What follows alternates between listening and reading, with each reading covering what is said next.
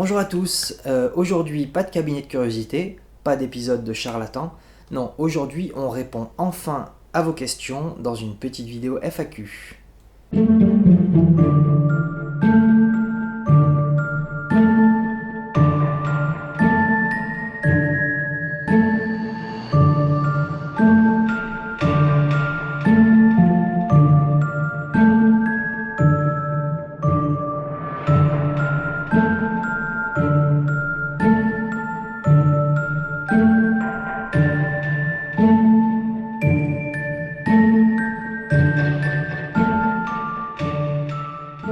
Alors, vous nous avez envoyé beaucoup de questions, on a fait un petit topo et on va commencer assez rapidement, on va rentrer dans le vif du sujet avec une première question.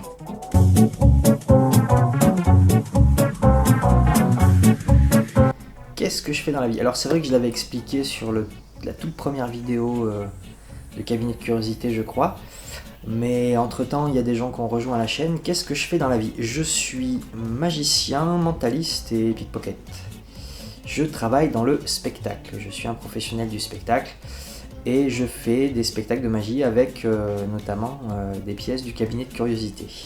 C'est de là que ça vient d'ailleurs, j'ai pas monté la chaîne comme ça, j'ai commencé à présenter des objets que je présentais habituellement en spectacle.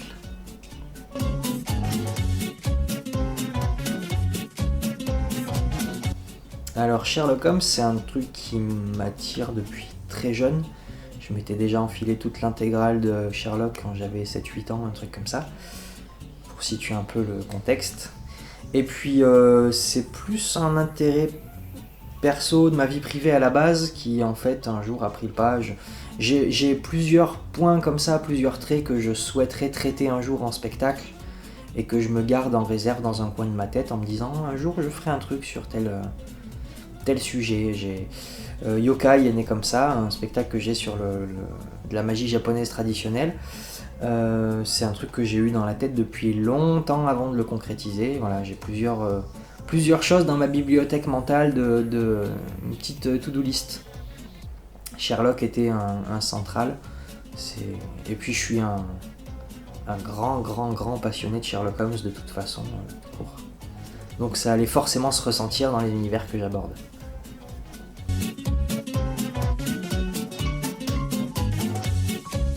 Ah oui, là on va un peu plus centrer sur cabinet de curiosité, je sens. Effectivement, cette passion, je saurais pas vraiment dire d'où ça vient. J'ai toujours eu un attrait pour le paranormal et pour la science.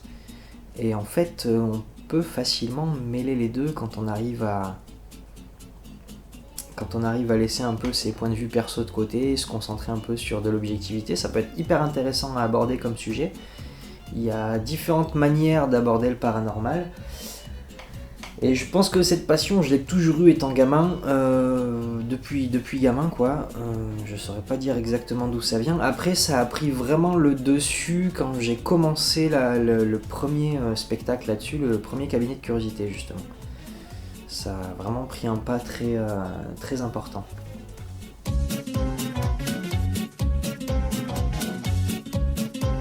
Alors, ça, je crois que c'est la question qu'on a le plus eue en tout. Où est-ce qu'on trouve tous ces objets? Eh ben, en fait, il y a plusieurs sources. Je cherche. J'ai pas vraiment de. C'est pas comme les champignons. J'ai pas mes petits coins où je sais que je trouve régulièrement des trucs. Non, je cherche souvent des curiosités par rapport à l'intérêt qu'elles m'apportent. L'intérêt que j'ai pour ces curiosités, l'intérêt anecdotique, historique ou ce genre de choses. C'est vraiment quand je cherche un objet spécifique, je vais passer. J'ai beaucoup de contacts déjà. On va être assez franc, direct et rapide là-dessus. J'ai beaucoup de contacts qui sont des collectionneurs privés, qui sont des restaurateurs, des archéologues, des conservateurs, des trucs comme ça, des gens avec qui j'ai travaillé à de la restauration, de la traduction, de la documentation, ce genre de choses. J'ai beaucoup de mes sources qui sont pas trouvables en libre accès notamment parce que j'ai eu accès à de la documentation privée et c'est souvent par ce réseau-là que je passe quand je cherche une curiosité. Et j'ai vraiment un attrait pour un objet en particulier. Je vais pas me dire tiens il me faut il me faut un chat momifié. C'est rare que je me fixe une idée en tête comme ça sur une curiosité en particulier. En général, je vais m'intéresser à un objet parce que cet objet a une histoire vraiment singulière. Je suis pas très fan. Je suis pas très fan. J'adore, au contraire, j'adore tous les cabinets de curiosité que vont avoir les collectionneurs, mais moi j'ai pas envie d'avoir un cabinet de curiosité comme ça. Je veux pas juste avoir des pièces dans des bocaux qui sont bizarres et à la fois jolies en même temps. Moi je veux que chaque objet ait une histoire particulière, et puis surtout, tout ça, ça vient de mon travail en spectacle. C'est-à-dire qu'en spectacle, ces objets, je les mets en scène, je raconte leur histoire, je travaille beaucoup sur l'immersion, la mise en ambiance et tout. Et après, ces objets sont mis en scène et en interaction, et il se passe des choses avec les spectateurs et les objets. Donc forcément, ça nécessite un peu d'objets particuliers, chargés d'histoire. Voilà.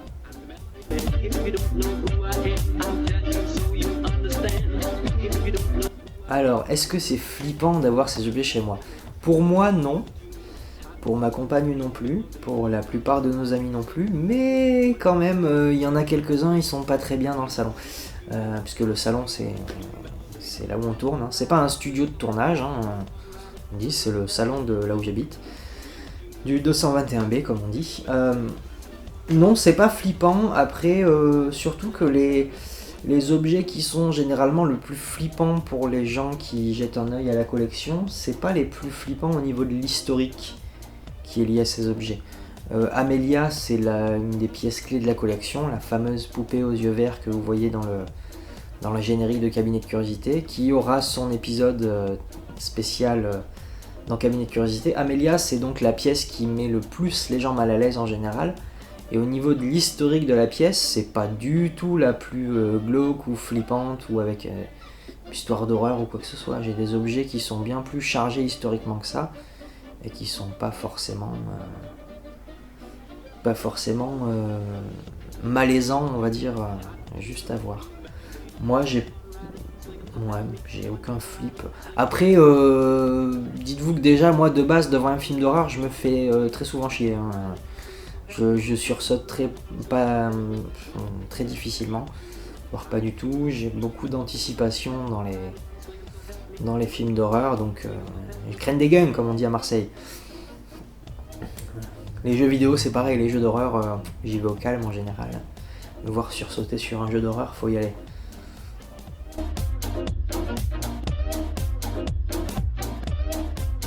Alors, une curiosité que je rêverais d'avoir... pas vraiment, parce qu'il y a des curiosités que j'envisage pas d'avoir avant qu'on nous les donne, ou que je les récupère, ou que je les achète, ça dépend. Je prends un exemple très bête, le gratte-cul maudit. Jamais je me suis fixé en tête d'avoir un grattoir à dos dans ma collection de curiosités. Je fais aucune recherche, c'est juste quelque chose qu'on m'a apporté avec un historique particulier. Moi je fonctionne beaucoup comme ça. Après, quand même, on va pas se mentir, il y a une curiosité que je rêverais d'avoir. C'est un classique des cabinets de curiosité, mais c'est un caneton empaillé, un caneton à deux têtes. Voilà. J'adore ça. Voilà. Je suis bizarre, hein, vous le savez très bien, on va pas se mentir non plus.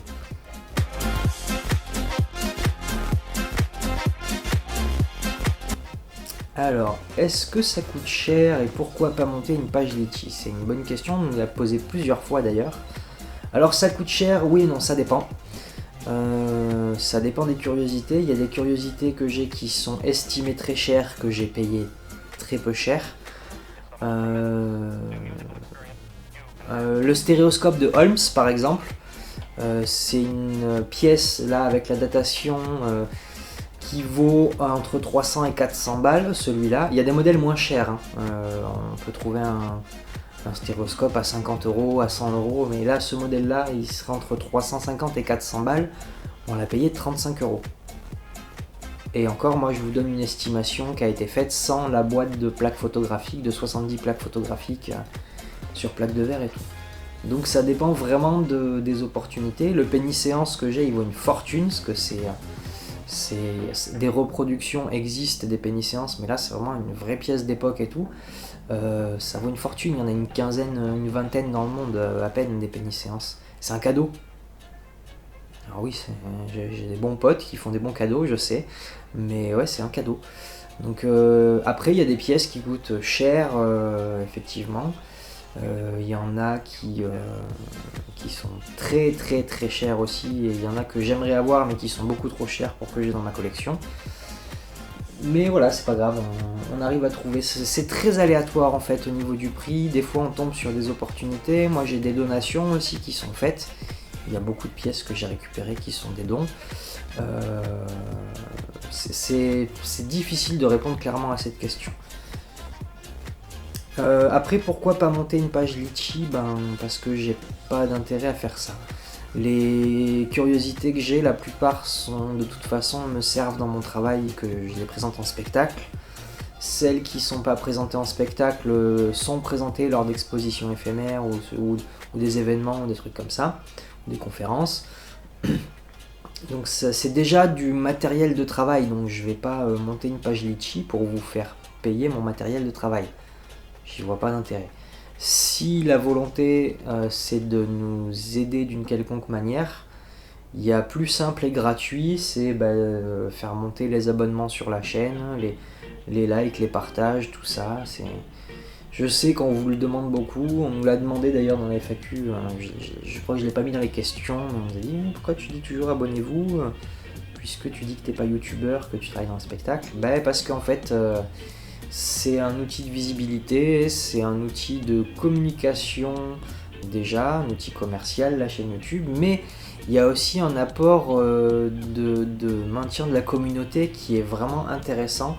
J'ai mis 3 ans avant de produire la première vidéo parce que j'avais pas le temps, parce que j'avais autre chose à faire et tout. Au final, je suis très content d'avoir passé le cap, parce que ça entretient les liens déjà que j'avais avec les spectateurs, et puis on peut pousser les choses, on peut discuter, on échange sur les réseaux. Il y a vraiment une synergie qui se crée et c'est super cool.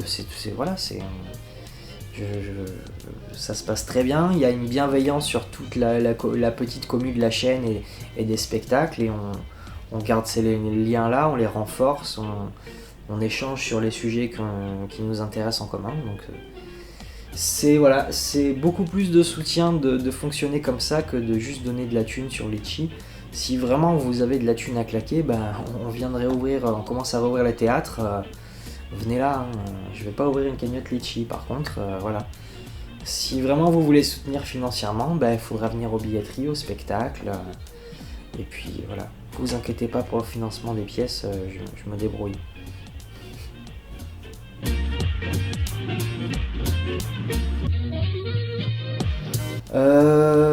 C'est un peu compliqué à définir parce que j'avais déjà, avant de faire de la magie bizarre, donc qui est le style que je pratique avec les cabinets de curiosité, j'avais déjà quelques objets de collection un peu chelous, des fois un peu perso, des fois que j'utilisais en spectacle, parce que ça fait un peu plus de 10 ans que je fais ce métier. Par contre, ça a vraiment pris une proportion un peu plus assumée et pas juste dans un petit coin d'étagère à partir de 2014, puisqu'en 2014 j'ai monté Asti Industrie et j'ai commencé le premier spectacle de cabinet de curiosité. Pour la petite anecdote, il faut savoir que la toute première représentation de cabinet de curiosité, j'avais déjà ramassé quelques pièces historiques par des recherches perso et compagnie. Et je m'étais dit que je voulais, dans la dimension un peu théâtrale et spectacle de tout ça, je voulais faire comme si j'étais un mélange entre Sherlock Holmes et Ghostbusters. C'est-à-dire que j'avais un côté détective consultant, mais occulte et paranormal, avec un point de vue scientifique sur l'occulte et le paranormal, d'où le parallèle avec Ghostbusters. Et donc j'avais pour idée de créer une société fictive qui n'était là que pour le scénario, qui se serait appelée Asti Industrie, et qui faisait donc du détective consultant occulte. J'ai fait un spectacle comme ça et un seul, dans lequel Asti Industrie était une société fictive, puisqu'en fait dès le premier spectacle, j'ai eu des gens qui m'ont contacté derrière pour aller faire des enquêtes de terrain, comme j'avais moi fictionnalisé pour mon scénario. En fait la réalité a pris le pas sur le truc, comme je présentais ça dans la mise en scène et l'écriture comme un détective consultant occulte qui présentait le résultat de ses enquêtes ou des souvenirs d'enquête et j'enchaînais sur des pièces histo que je mettais en scène et tout. Bah en fait ça matchait de suite, les gens y ont cru entre guillemets et du coup de suite j'ai eu de réelles demandes de consulting ou des dons d'objets ou des choses comme ça. J'ai commencé direct à travailler avec des musées et en fait la fiction est devenue réalité tout simplement. Et effectivement là c'est vraiment là que ça a commencé en fait. 2014, le premier cabinet de curiosité, ça a pris une proportion assez ouf.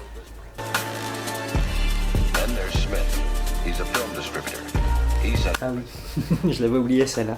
Elle nous a fait rire quand on l'a vu poser. Oui, je suis habillé normalement sur les vidéos. Je suis habillé souvent comme ça. Hein. On est d'accord, Lo? Ouais. Voilà. Lo, c'est la seule qui a le privilège, comme elle en tourne chez moi. Bah, des fois, elle arrive et je suis encore en survêt ou en pyjama. Mais sinon, si vous me croisez dans la rue, il y a de fortes chances que je sois habillé comme sur les vidéos, puisque c'est mes fringues normales. Et oui, j'assume mon style, mes tatouages, tout. J'assume beaucoup de choses. Même d'être con.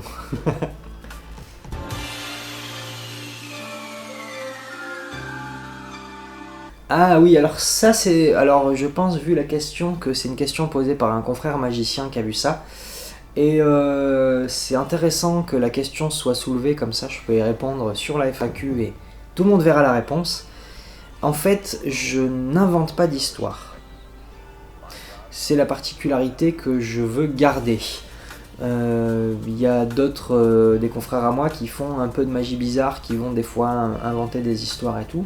Sur l'univers cabinet de curiosité, je n'invente pas d'histoire. Je fais un travail de documentation et de recherche. J'essaye au maximum d'avoir des pièces historiques. C'est pas forcément le cas. Il y a des fois, on est obligé de reconstituer certains éléments histo. Par exemple, la main de gloire, on vous l'a pas encore présenté. J'ai pas de vraie main de gloire, mais j'ai une bougie de main qui est fabriquée selon les mêmes procédés. Je vais sûrement fabriquer une fausse main de gloire pour accompagner la bougie. Je considère que c'est faire de beaux écrins juste aux objets en question. Et puis après, il y a des mallettes qu'on vous présentera sur des hors-séries, qui sont des mallettes d'époque avec beaucoup de matériel. Et malheureusement, il y a des objets qui traversent moins le temps que d'autres, et on est obligé de faire de la reconstitution. Heureusement, j'ai travaillé avec des accessoiristes en cinéma et beaucoup, surtout des archéologues, qui m'ont formé pour les reconstitutions et les reproductions pour les musées. Donc je sais faire un travail assez propre. Mais je n'invente pas d'histoire. C'est pour ça que c'est plus long aussi, parce que je fais un travail de documentation. Inventer une histoire, c'est des fois un peu plus simple que... Je dis pas que c'est à la portée de n'importe qui d'inventer de bonnes histoires, attention, ne me faites pas dire ce que j'ai pas dit. Mais voilà, moi je m'attache à avoir une dimension historique, j'aime bien ce côté vulgarisation de l'histoire, des anecdotes historiques. J'aime beaucoup le contexte social qu'on dénigre beaucoup, notamment dans le paranormal. Vous avez pu le voir avec la notion de sexualité un peu bridée quand je parlais des trucs avec les morgues ou le spiritisme.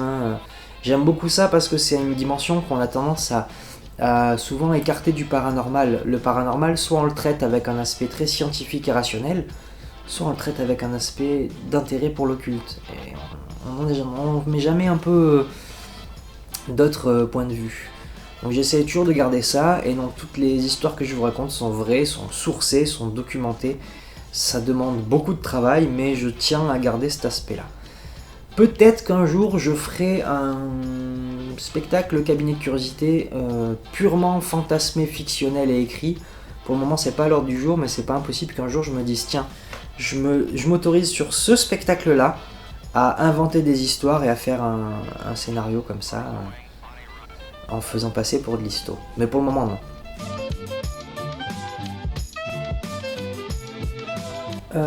Donc non, je fais très attention à ça parce que je trouve qu'il y a plus d'intérêt à avoir un truc documenté. Attention, je parle pour les cabinets de curiosité. Parce que j'ai 10 ans de carrière derrière moi, j'ai plusieurs spectacles quand même. Et j'ai aussi des spectacles fictionnels, bien sûr, où c'est pas de la documentation, c'est des univers créés ou des inspi littéraires comme les spectacles sur Sherlock Holmes. Mais pour tout ce qui est cabinet de curiosité, les spectacles un peu pour adultes, dans cette veine-là, je m'attache vraiment à avoir du documenté. Ça a un autre aspect aussi en spectacle. C'est-à-dire que les gens, ils sont moins réactifs. Il y a beaucoup de programmateurs de salles qui sont un peu surpris quand ils voient le spectateur réagir pendant le spectacle, parce que on est loin, bien loin d'un spectacle de magie classique où dès qu'on fait un tour qui est fini, les gens ils applaudissent et ça n'a pas le même dynamisme non plus. Les gens ils sont très passifs, il faut le temps qu'ils digèrent tout ce qui se passe en fait, émotionnellement, au niveau des informations et des données, tout ça. Et il y a une ambiance un peu plus intimiste, un peu plus timide entre guillemets. Les gens passent un très bon moment quand même, hein, mais... Et puis souvent en spectacle ils sont sur les téléphones, ils vérifient les infos que je donne. Donc c'est rigolo aussi d'avoir cet aspect de ne pas créer des histoires justement, mais de documenter, parce que ça contribue aussi à l'immersion et à tout ça. Quand je commence à parler de telle ou telle pièce et que je vois les gens qui sont en train de googler et de faire oui de la tête comme ça, moi ça a une saveur particulière pour moi, qui n'est pas remplaçable par une curiosité avec une histoire fictionnelle.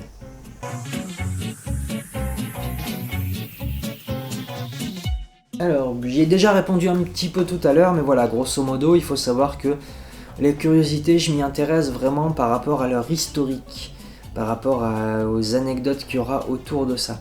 Les lacrymatoires, par exemple, c'est une curiosité que j'adore.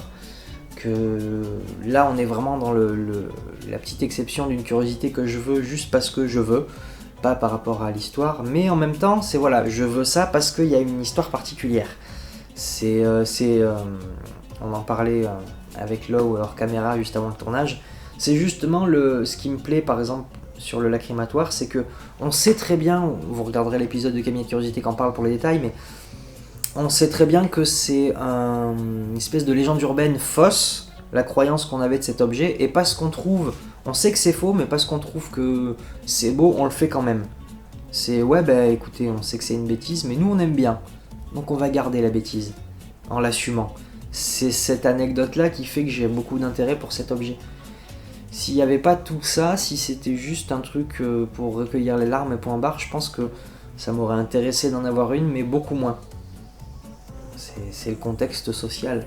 C'est comme le spiritisme m'intéresse parce que c'est pas juste le fait de les gens y pensaient qu'on pouvait communiquer avec les morts. Moi, ce qui m'intéresse, c'est quand on creuse avec l'aspect psychologique, l'aspect moral, l'aspect éthique, l'aspect arnaque, comment les gens arrivaient à maintenir leur crédulité, à même forcer leur croyance, et même quand on leur ramenait les preuves de falsification, de filouterie, ils continuaient à dire non, j'y crois quand même. C'est hyper intéressant, je trouve.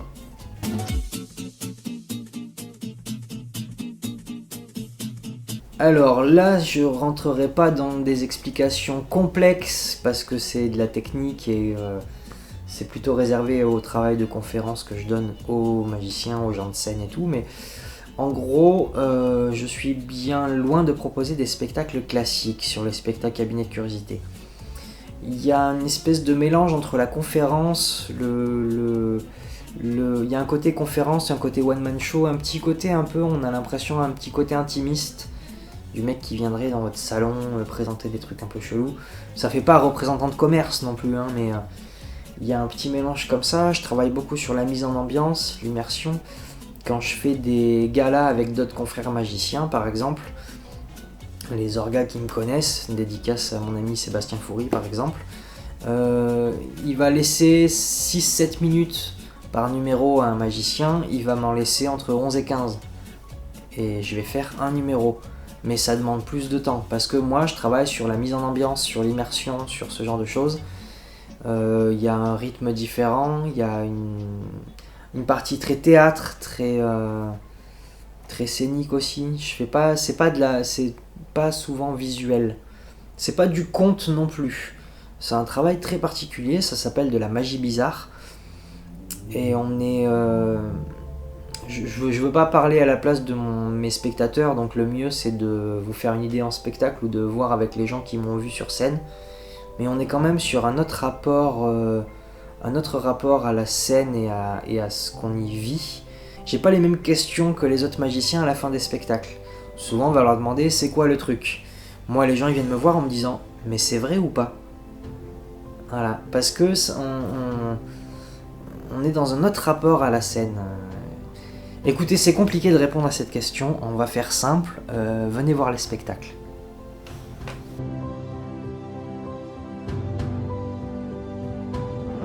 La collection en entier, elle n'est pas visible pour le moment, c'est un projet à terme qu'on aimerait bien mettre en place, mais c'est compliqué.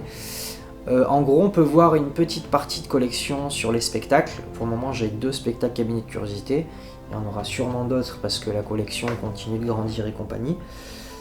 Mais voilà, le mieux c'est les spectacles parce qu'il y a le côté participatif, il y a le côté spectacle qui apporte une plus-value un peu au truc. Sinon, il est pas rare qu'on fasse des expos éphémères, expositions, voilà, ça dépend. Des fois dans des musées, ça nous est arrivé un été d'exposer dans un théâtre à Marseille pendant tout un mois, dans des musées, dans des salles d'expo, ça dépend. Sur des festivals, on fait un peu d'exposition, de visites guidées. Il faut surveiller le site internet et la page pour être au courant des dates en fait. Voilà. C'est un peu rare quand même l'expo, c'est plus fréquent que je fasse du spectacle, donc c'est une sélection d'objets, parce qu'il y a des trucs que je peux pas présenter en spectacle, pour des raisons simples, hein, visibilité, pas d'interaction à faire avec l'objet, c'est pas adapté à la scène forcément.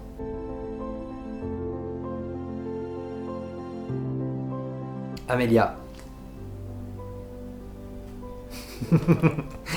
Non, je développe, c'est un peu quoi. Je voulais voir ta réaction. Eux, ils le verront pas, mais derrière la cam. Ok. Oui, Amélia, voilà. Mais non, après, il y en a plein que j'affectionne tout particulièrement. Il y en a que j'affectionne et que j'ai depuis plusieurs années qui sont pas encore restaurés. Il y en a que j'oublie aussi. Hein. Il y a des trucs qu'on a rajoutés dans les cabinets de curiosité en faisant des réunions avec Damien, mon petit padawan que vous avez vu dans les épisodes de Charlatan, qui me dit mais t'as ça mec, tu l'as pas mis dans la liste. Je fais mais c'est vrai j'ai ça, merci, j'avais oublié. Non c'est pas une blague, hein. La clochette spirit, c'est Damien qui m'a rappelé que j'avais une cloche spirit du 19e parce que moi je l'avais pas mis dans le listing des épisodes. C'est... voilà. J'en ai plein des préférés, j'aime beaucoup la mallette du chasseur de fantômes du 19e que vous n'avez pas encore vu, qui sera présenté dans un épisode spécial. J'aime beaucoup la planche de Ouija, j'aime beaucoup le pénis-séance, c'est aussi un des objets préférés. Mais Amélia, voilà. Amélia. Voilà. Ma fille, la plus belle, dis bonjour à la caméra. Voilà. Oui, je l'enlève, je sens, ça vous met pas bien. Allez, de suite.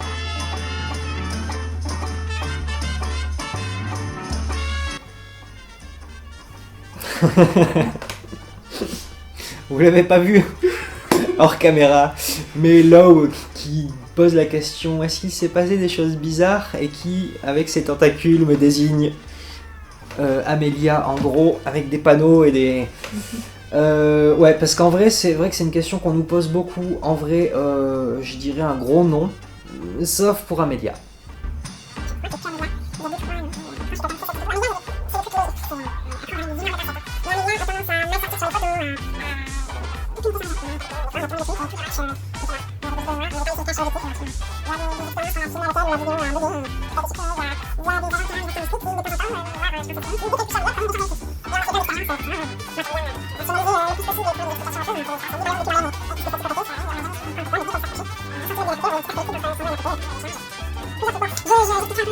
Plusieurs trucs. Bon, j'expliquerai un peu dans le hors-série sur Amélia qui devrait bientôt vous parvenir. Mais à part ça, vraiment rien Rien de bizarre. Le chat, il en a strictement rien à faire des objets, il est pas mal à l'aise avec quoi que ce soit. À part la relique vaudou qui est faite avec une tête de crocodile, où il déteste ça. Et le chat momifié, mais je pense que on peut l'excuser pour ça. On peut l'excuser pour ça, le chat, de pas aimer le chat momifié. Sinon, voilà, non, rien de bizarre, de paranormal. Les tables ne volent pas, les tableaux pleurent pas du sang.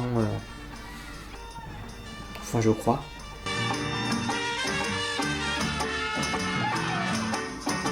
Ah, ça c'est la grande question qu'on nous pose tout le temps. Et tout le monde est briefé quand on a des bénévoles qui rejoignent l'équipe Asti Industrie, quand on a des gens avec qui je travaille aussi, les gens qui travaillent pour moi ou quoi, sont tous briefés. On ne doit pas répondre à cette question au sein des Asti Industries. Pourquoi ? Parce qu'on n'est pas là pour vous apporter des réponses. On est là pour vous poser des questions. Le paranormal, c'est compliqué à traiter. Et comme je vous l'ai dit, très souvent, c'est soit vu avec un point de vue, un intérêt pour l'occulte, et du coup on oublie toute rationalité, soit on le traite en n'y croyant pas, on débunk et on essaye de tout rationaliser. Et en fait, mon point de vue et le point de vue qu'on a au sein des Asti Industries, il est différent. On n'est pas là pour... tout n'est pas blanc ou noir en fait. On n'est pas là pour apporter des réponses. Quand en spectacle je tombe face à des gens qui sont très cartésiens, très sceptiques, et qu'on discute un petit peu, je vais avoir tendance à leur sortir des cas, des dossiers non classifiés qu'on n'a jamais su expliquer, et qu'on n'est toujours pas capable d'expliquer aujourd'hui. Et les gens qui croient en tout, très crédules, je schématise bien sûr, hein, mais les gens qui vont être très croyants dans le paranormal, qui vont... je vais avoir tendance à leur sortir des exemples qui vont rationaliser certaines choses. Sur l'effet idéomoteur avec les planches de Ouija, on parlera dans plusieurs épisodes, mais voilà. J'essaye de montrer qu'en fait la frontière entre les deux elle est floue, et en fait je pense, et c'est juste mon point de vue, mais ça sert à rien de chercher à tout prix à répondre à des questions si on n'a pas les clés pour répondre à ces questions. Ma technicienne tentaculaire m'a fait une très très belle analogie tout à l'heure hors caméra en me disant c'est comme l'électricité à une certaine époque. L'électricité à une certaine époque, on ne comprenait pas vraiment son fonctionnement, on assimilait même ça à de la magie à un certain temps, et aujourd'hui c'est quelque chose qu'on comprend, on peut quand même continuer à découvrir des choses concernant l'électricité, concernant l'électromagnétisme, il y a plein de choses en fait.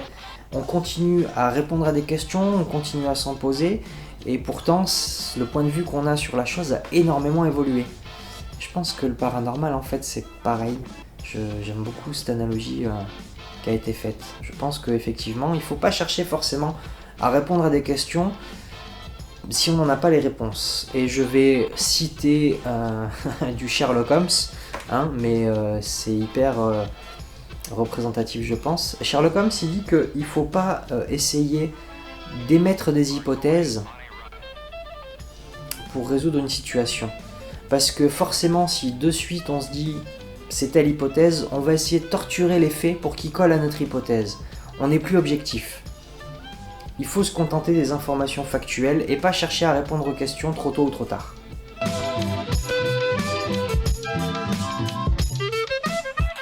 Ah, l'équipe technique. En fait, je parle souvent de ma technicienne tentaculaire, vous l'avez vu au générique, l'Octopus.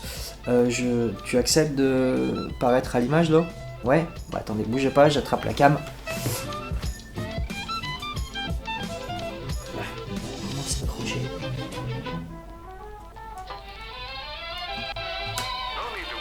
Voilà. Je vous montre un petit peu le décor, le salon, le bureau de ma femme, et notre régisseuse, technicienne, caméraman, tentaculaire. Dites bonjour à l'Octopus.